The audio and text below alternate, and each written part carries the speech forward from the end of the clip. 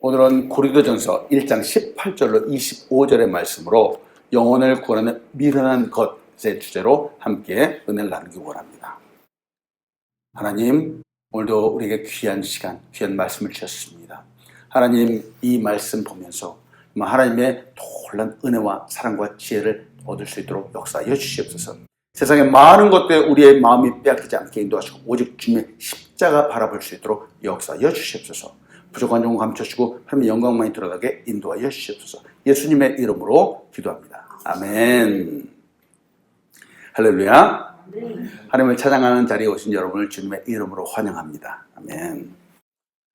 여러분, 우리가 어디에 있느냐는 너무 중요하죠? 맞습니다. 우리가 예배하는 이 시간에 다른 곳에 있으면 안 됩니다. 하나님을 찬양하고 예배하는 곳에 있어야 되는 거죠. 오늘 시간도 이곳에서 예배는 우리에게 하늘부터 임하는 은혜와 축복이 가득하기를 축원합니다. 아멘. 한 사람을 소개합니다. R.W. 에머슨. 이분은 미국의 사상가예요. 시인이기도 하고 평론가이기도 해요. 그리고 목사님이기도 하고요. 그리고 철학가입니다. 아주 유명한 분이죠. 이분은 천재라고 불릴 정도로 아주 해박한 박식한 학문을 갖고 있었어요. 많은 사람이 존경받는 인물이기도 했습니다. 근데 이렇게 박식했던 분이 말이죠. 어느 날 아무것도 배우지 못하는 늙은 가정부로부터 큰 깨달음을 얻는 사건이 있었습니다. 이 에머슨이 시골에서 살았을 때가 있었어요. 시골에 살았는데 어느 날 그의 아들이 송아지 한 마리를 외양간에 넣기 위해서 무던히 애를 쓰고 있었습니다. 이 송아지가 외양간에 들어가지 않으려고 하는 거예요. 그러니까 이 아들이 그냥 앞에서 끌고 뒤에서 물고 온갖 노력을 하는데 송아지 꿈쩍도 안 하는 겁니다. 이 모습을 보다 못한 에머슨도 그 아들을 돕기 위해서 송아지 옆으로 갔어요. 같이 막 밀었죠? 같이 막 당겼어요. 꿈쩍을 안 하는 겁니다. 작은 송아지인데도 사람 힘이 꿈쩍도 안 했어요. 이때 이 모습을 지켜보고 있던 늙은 가정부가 한마디 하는 겁니다. 송아지는 그렇게 힘으로 다루는 게 아닙니다. 제가 송아지를 외양간에 넣어보지요? 그러면서 또 송아지 앞으로 갔어요. 그렇지만 손가락 하나를 딱 하지만 이 손가락을 송아지 입에 뚝 물리는 거예요. 그러니까 이 송아지가 그 손가락을 쭉쭉 빨기 시작했습니다. 어머니의 젖처럼 말이죠. 어미의 젖처럼 말이죠. 그러자 이 가정은 천천히 외양간에서 뒷걸음질을 치기 시작하는 겁니다. 그때 이 손가락을 빨고 있던 송아지는 너무나도 부드럽고 자연스럽게 그 손가락을 따라서 천천히 움직이는 겁니다. 그리고 외양간에 아무런 문제 없이 쑥 들어갔습니다. 이 모습을 보면서 이제 에머슨이 얘기를 하는 거예요. 그렇구나. 힘만 쓴다고 진정한 힘이 되는 것은 아니구나. 오늘 나는 참으로 큰 것을 배웠다. 어떤 문제에도 그 해결책이 있다는 것이다. 그것과 가정부도 나의 스승이 된다는 사실을 말이다. 라고 말했어요. 이야, 놀랍지 않습니까? 이후로 이 에머슨은 그 박식하다는 에머슨은 늘 겸손한 태도를 잃지 않았다라고 말합니다. 말씀을 들어가면서 여러분과 나눕니다. 지식만으로 알 수 없는 일들이 있습니다. 맞습니다. 이 세상에는 지식만으로 알 수 없는 놀랍고 신비로운 일들이 너무 많습니다. 우리가 사는 세상에는 수없이 많은 지식들이 있죠. 물론 이 많은 지식들을 배운다라고 사람들이 부단히 노력합니다. 그래서 배우기 위해서 보기도 하고 듣기도 하죠. 또 직접 경험을 해보기도 합니다. 그러나 어떤 일들은 말이죠. 너무도 이상한 거예요. 그래서 본다고 보지만 알 수 없습니다. 들어도 아무리 듣는다고 하지만 깨달을 수 없는 일들이 많습니다. 이해되지 않는 것들이 많죠. 그 중에 대표적인 것이 바로 이겁니다. 바로 구원입니다. 구원은 이 세상의 지혜로 알 수 없어요. 영어로 salvation이라고 말하잖아요. 이 구원의 진짜 뜻은 말이죠. 어떤 위험한 상황에서 구출되거나 속박에서 해방된다라고 하는 뜻을 갖고 있어요. 자, 이 뜻은 일반적인 뜻이기는 하지만 말이죠. 기독교에서 말하는 구원은 바로 이런 뜻이 아니죠. 우리 인생은 사실은 죄에 잡혀 있습니다. 죄에 잡혀 있어요. 죄에 잡혀 있어서 죽게 되면 바로 지옥으로 갈 수밖에 없는 거예요. 그래서 구원이 필요해요. 이 구원은 바로 죄에서 자유롭게 되는 것을 말합니다. 그렇죠. 이 죄를 지은 인생은 말이죠. 하나님과 원수된 관계에 있어요. 원래는 원수가 아니었죠. 근데 죄로 인해서 원수가 되었어요. 그래서 이 구원은 뭐냐? 바로 하나님의 자녀가 되는 거예요. 이게 구원이에요. 그래서 이 구원을 다른 말로 하면 거듭남이라고 말할 수 있어요. 다시 태어남이라고 말할 수 있어요. 그럼 이게 기독교가 말하는 구원입니다. 우리는 믿음생활, 신앙생활을 그래도 10년 이상 다 해왔을 겁니다. 아마 믿는 사람들은 이 구원에 대해서 잘 이해할 겁니다. 그렇죠? 믿는 것이죠? 구원만 그런가요? 세상의 지식으로는 천지 만물을 창조한 하나님도 온전히 알 수 없습니다. 그렇죠? 하나님을 알지 못하기 때문에 이 천지 창조의 사건 또한 이 세상의 지식으로는 알 방법이 없습니다. 그러니 인생도 창조되었다라고 하는 걸 사람들이 믿지 못하는 겁니다. 이상하게 뭐라 그러더라? 그거 진화론. 그런 것들 마음 빼앗기는 거잖아요. 참나. 보십시오. 문제는 세상에 그 해박한 지식, 그 해박한 지식을 갖고 있는 사람이라고 하더라도 이 구원과 이 세상의 하나님의 이 놀라운 섭리를 온전히 이해할 수 없다라고 하는 사실입니다. 세상 사람들은 도리어 이 십자가의 죽음을 말이죠. 비웃습니다. 너무 힘이 없다고 어떻게 그런 데에서 십자가 같은 데서 구원의 역사가 일어날 수 있느냐라고 외면합니다. 세상 사람들의 관점을 보면 말이죠. 십자가는 패배한 겁니다. 치욕스러운 것이죠. 이것을 믿으면 구원받을 수 있다고? 말도 안 되는 어리석은 말이라고 치부해버립니다. 왜냐하면 그들이 그들이 바라는 구원의 방식이 이 방식과 너무 다르기 때문에 그래요. 세상 사람들이 좋아하는 건 뭐죠? 강력함이죠. 화려함입니다. 능력 있어 보이는 거죠. 그래서 카리스마, 세상 사람들 얼마나 좋아하는지 몰라요. 카리스마. 고대 이 헬라인들, 고상하다고 말하는 사람들에게 바로 그랬습니다. 그들이 꿈꾸는 메시아가 있었어요. 그들이 바라는 메시아는 세계적인 철학자 플라톤보다도 더 뛰어난 철학자가 그들이 바라는 메시아였습니다. 얼마나 놀라운 철학자가 있냐면 이 한 사람이 우주를 막 꿰뚫어 보는 거예요. 우주의 질서를. 그리고 인간의 본질도 막 말하는 거예요. 이런 사람이 우리가 찾는 메시아다 이렇게 생각하고 있는 사람들이 있었습니다. 동경했죠. 한마디로 아주 고차원적인 사람을 이들이 동경했습니다. 그런데 성경에서 예언되었고 말이죠. 이 땅에 오신 예수님은 너무 인간적이셨어요. 때때로는 약해 보였죠.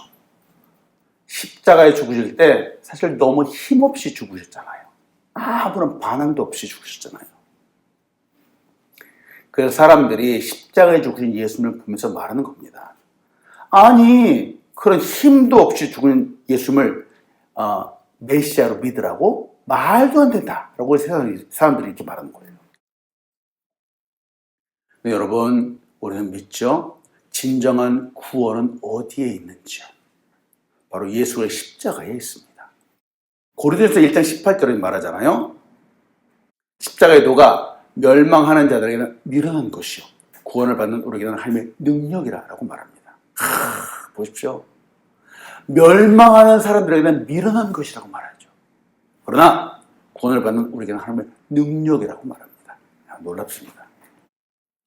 인생의 구원이 십자가의 방법으로 올 것이라는 것은 인간적인 생각으로는 상상조차 할 수 없는 것이었습니다. 그런데 이 역사는, 이 구원은 하나님의 방법대로 오는 것이죠. 자, 오늘 첫 번째 여러분과 같이 나누고 싶은 것은 십자가의 도는 미련해 보이지만 하나님의 능력입니다. 아멘. 다시 한번 말씀드립니다. 십자가의 도는 미련해 보입니다. 그러나 이 속에는 하나님의 놀라운 능력이 감춰져 있습니다. 아멘. 많은 사람들이 궁금해하는 주제 중에 하나가 바로 십자가의 도입니다. 십자가의 도. 많은 사람들이 이해할 수 없었죠. 사실 저도 옛날에 그랬어요. 십자가의 도가 무엇일까? 이해할 수 없었으니까 관심도 두지 않았었어요. 요한복음 1장 1절에 우리 같이 한번 읽어보겠습니다. 태초에 시작. 태초에 말씀이 계시니라. 이 말씀이 하나님과 함께 계셨으니 이 말씀은 곧 하나님이시라 라고 말합니다. 여기서 말씀이라고 나와요. 말씀. 이 말씀이 바로 도와 같은 겁니다. 이 말씀에 원어가 있습니다. 바로 로고스예요. 로고스. 로고스는 이성을 말하기도 하고요. 말을 말하기도 합니다. 즉 십자가의 도는 십자가의 말씀이라고 하는 뜻입니다. 십자가의 말씀은 곧 그리스도의 복음이죠. 자, 우리는 복음 많이 듣잖아요. 자, 복음이 무슨 뜻입니까? 복음은 너무 쉬워요. 말 그대로 복된 소식이에요.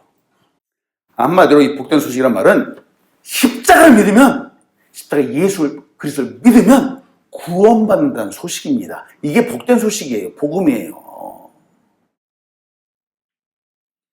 우리는 잘 알죠.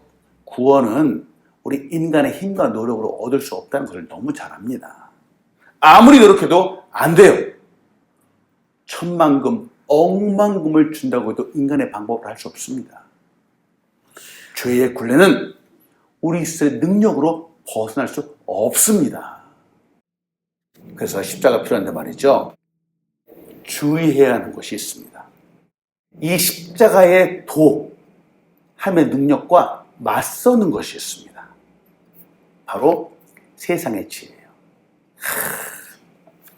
앞에서 말씀드린 것처럼 세상에 철학이라는 것이 있습니다. 철학.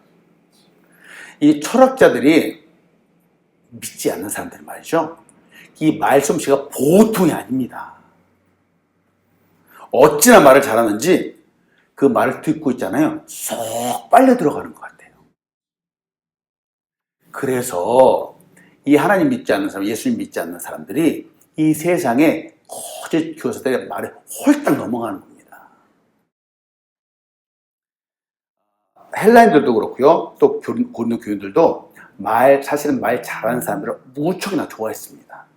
그래서 저들은 이 말 잘하는 사람들 철학자들 말이죠.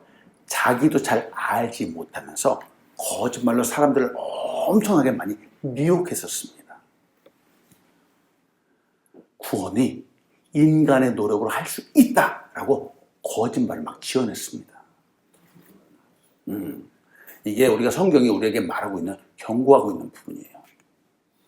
고린도서 1장 19절로 20절에 이렇게 말하잖아요. 기록된 바 내가 지혜 있는 자들의 지혜를 멸하고 총명한 자들의 총명을 폐하게 하였으니 지혜 있는 자가 어디 있느냐? 신비가 어디 있느냐? 이 세대의 변론가가 어디 있냐? 하나님께서 이 세상의 지혜를 미련하게 하신 것이 아니냐고 말합니다. 여러분, 이 세상적인 방법, 세상에 말하는 구원이요, 세상에서 구원을 받을 수 있다라고 하는 그건 하나님의 방법이 아닙니다. 사람이 말하잖아요. 착하게 살고 선하게 살면 된다고. 아니요, 그렇지 않습니다. 다른 사람들 잘 도와주면서 살면 된다고요? 그럴 수 없습니다. 철학이나 지식 아무리 쌓아도 여러분 구원받을 수 없습니다. 최선을 다하는 것? 역시 이것도 정답이 아니에요. 인생의 진짜 구원은 하나님의 방법대로 가야 됩니다. 하나님의 방법대로 가야 됩니다. 그 방법이 바로 예수 그리스도의 십자가입니다. 아멘. 십자가입니다. 오늘 여러분의 이 십자가의 도가 무엇인지 말씀드립니다.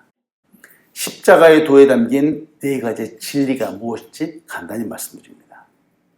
우리가 십자가 하는데 왜 우리가 십자가를 늘 바라보아야 되는지요? 여러분, 십자가 속에는 말이죠, 첫 번째, 하나님의 공의가 담겨 있어요. 하나님께서 공의로우시다라고 말하잖아요. 이 말은 하나님께서 죄를 미워하시고 거룩하신 분이라고 하는 뜻입니다. 하나님은 죄를 용납할 수 없는 분이죠. 때문에 반드시 죄를 멸하셔야만 되는 분입니다. 십자가는 하나님께서 죄를 벌하는 심판을 보여줍니다. 그래서 이 십자가 속에는 하나님의 공의가 담겨 있어요. 그리고 십자가 속에는 또 무엇이 담겨 있느냐? 하나님의 사랑이 담겨 있습니다. 인생은 죄로 인해 스스로 멸망받을 수밖에 없잖아요. 그러나 하나님은 이 인생을 불쌍히 여겨주신 분이죠. 바로 인생을 사랑하시는 분이에요. 그래서 독생자 예수 그리스도를 이 땅에 보내주셨죠. 그래서 우리를 대신해 십자가에 죽게 하셨습니다.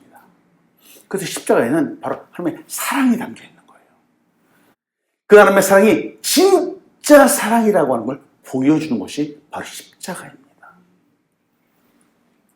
또 십자가에는 뭐가 담겨 있는가? 대속의 제사가 담겨 있어요.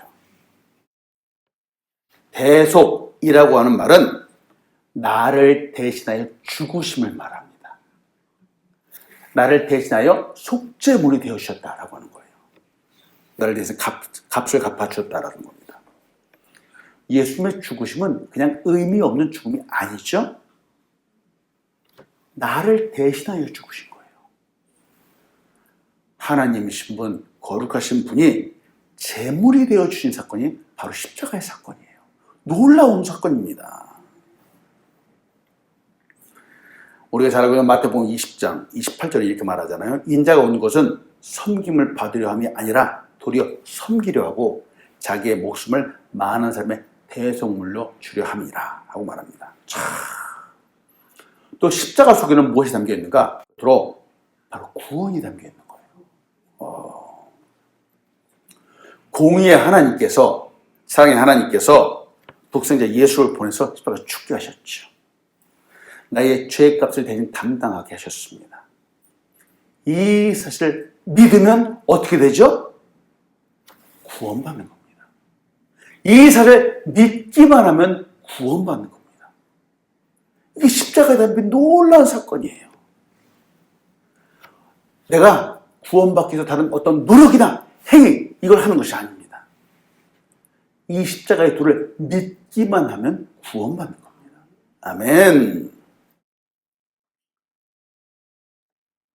문제는 사람들은 그런 죽음이 자신과 상관이 없다라고 생각하는 거예요. 왜? 세상에 많은 것들에 미혹받고 자기 나름대로의 생각으로 가득했기 때문에 그렇습니다. 세상적인 방법을 보면서 이건 내 생각과 다르다라고 외면해버리는 거예요. 그래서 저들이 볼 땐 말이요, 이 십자가 방법이 미련한 방법처럼 보이는 거예요. 그러나 여러분, 십자가는 능력입니다. 하나님의 능력입니다. 이 세상과 결코 비교할 수 없는 하나님의 놀라운 사랑이 담겨 있습니다. 찰스 스펄전 목사님이 있었어요. 이 찰스 스펄전 목사님 말이죠, 청년 시절에 목사님이 되기 전에 죄의 문제로 매일같이 고민하는 생활을 보냈습니다. 그러는 어느 날 교회를 가게 됐는데, 교회에서 목사님이 아니라 평신도가 올라와서 설교를 하게 된 사건이 있었습니다. 그날 목사님이 설교를 하러 오다가 길이 너무 막혀서 못 오는 바람에 대신 앉아있는 한 청년을 불러내서 설교 원고를 대신 읽게 했습니다. 그 청년이 딱 서자마자 아주 깡마른 체구에 좀 어수룩해 보였어요. 발음도 정확하지 않았어요. 단상에 처음 섰는데 얼마나 떨리겠습니까? 고개도 제대로 들지 못하고 그냥 고개 푹 숙이고 설교 원고만 떠듬떠듬 읽고 있었어요. 이렇게 말하는 겁니다. 나를 바라보라. 내가 핏방울을 엄청나게 흘리고 있노라. 나를 바라보라. 나는 십자가에 매달려 있노라. 나를 바라보라. 오 불쌍한 죄인이여 나를 바라보라. 이게 그 청년이 그렇게 떠듬떠듬 설교를 한 거야. 읽은 거예요. 이 찰스 스펄전 목사님 처음에는 그 사람의 외모 때문인지 그 말씀에 전혀 집중하지 못했어요. 그런데 시간이 지나면서 점점 그 말씀으로 빨려 들어가게 되었습니다. 그러니 떠듬떠듬한 발음도 어눌한 그 말씀이지만 이 말씀 때문에 그 영혼이 뜨겁게 달아오르기 시작했습니다. 그날 평신도의 그 설교를 듣고 나서 목사님이 변화되었어요. 이렇게 고백하는 겁니다. 그때 그곳에서 구름이 걷혔습니다. 어둠은 물러가고 나는 태양을 보았습니다. 나의 영혼을 올가매고 있던 쇠사슬이 끊기는 것을 보았습니다. 그 예배당에 들어갔던 시간에 나에게는 분명 하나의 변화가 있었습니다. 단지 십자가에서 피 흘리며 죽으신 예수님을 바라보는 것만으로 나에게 변화가 일어났습니다. 참 미련해 보이는 것이었는데 평신도잖아요. 발음도 어눌하고 너무 부끄러워 고개도 못 들고 떠듬떠듬 읽었는데 그 사람이 떠듬떠듬한 그 말, 그 메시지 하나가 바로 찰스 스펄전 목사를 변화시킨 거예요. 여러분 이게 복음의 능력이라고 하는 겁니다. 우리는 예수님 십자가에 죽은 예수님 믿습니다. 그 능력을 믿습니다. 이 능력이 이제 우리를 넘어서 저 세상 사람들에게까지 가서 저들의 구원을 일으키는 놀라운 능력이 되기를 축원합니다. 아멘. 여러분 우리가 능력이 있는 것이 아니에요. 복음이 능력이 있는 거예요. 예수님의 십자가 능력이 있는 거예요. 담대히 십자가를 전하는 우리 한 사람 한 사람 되기를 축원합니다. 아멘. 두 번째로 같이 나누고 싶은 것은 전도에 미련한 것이 가장 지혜롭습니다. 전도에 미련한 것이 가장 지혜로워요. 지금 현재 우리가 살아가는 이 세상에는 80억이 넘는 인구가 있습니다. 80억 명이에요. 하나님은 전능하신 분이죠. 이 80억 명이라고 하는 인구 모두가 다 구원받는다라고 해도 하나님은 너무 기뻐하시며 모든 인류를 다 구원하실 수 있습니다. 다 받으실 수 있어요. 그러나 사람들은 이 하나님의 계획과 뜻을 잘 모릅니다. 사람들은 자기들이 지혜롭다고 합니다만 사실은 바보들, 그 멍충이들이죠. 시편 14편 1절이에요. 어리석은 자는 그의 마음에 이르기를 하나님이 없다 하는도다. 그들은 부패하고 그 행실이 가증하니 선을 행하는 자는 하나도 없도다 하고 말합니다. 그래서 이제 하나님의 관점으로, 물론 사람의 관점으로 보면 80억 명의 사람들이에요. 그러나 하나님의 관점으로 보면 딱 두 종류의 사람밖에 없어요. 그렇겠죠? 하나는 구원받은 사람들이고 하나는 구원받지 못한 사람들이에요. 안타깝게도 말이죠. 믿지 않는 사람들 말이죠. 지혜 있다고 하나 이 구원받지 못한 사람들은 멸망하는 사람들입니다. 멸망하는 사람들이에요. 십자가는 하나님의 능력입니다. 하나님의 지혜입니다. 세상 사람들은 이 도에 담겨있는 이 비밀을 알지 못합니다. 왜? 세상적인 지혜로 알 수 없기 때문에 그렇습니다. 그 옛날에도 그랬지만 지금도 그렇고 앞으로도 그럴 거예요. 세상의 문화는 더 많이 발전한다고 합니다만 여러분 이 지혜는, 이 능력은 세상의 문화가 아무리 발달한다고 해도 알 수 없습니다. 왜냐? 이 복음의 진정한 가치를 세상 사람들은 미련한 것으로 보고 있기 때문에 그렇습니다. 저 사람들은 앞으로도 계속해서 좋은 것만 찾고 화려한 것만 찾고 멋지고 아름다운 것, 부요한 것들만 추구하게 될 것입니다. 그 안에 자신들이 원하는 것이 있기 때문에 그래요. 고린도서 1장 23절 24절에 이렇게 말합니다. 우리는 십자가에 못 박힌 그리스도를 전하니 유대인에게는 거리끼는 것이요 이방인에게는 미련한 것이었는데 오직 부르심을 받은 자들에게는 유대인이나 헬라이나 그리스도는 하나님의 능력이요 하나님의 지혜니라 라고 말합니다. 사실 저도 옛날에 그렇게 생각한 적이 있어요. 여러분, 회사나 기업에서는 소비자들에게 환심을 사기 위해서 로고나 캐치플레이를 아주 멋있게 합니다. 그리고 의미도 부여하게 하죠. 근데 기독교에도 로고가 있어요. 로고. 기독교의 로고가 뭔지 아시죠? 바로 십자가예요. 애플 로고 얼마나 멋있습니까? 사과 한쪽 이렇게 탁 비워먹은 거.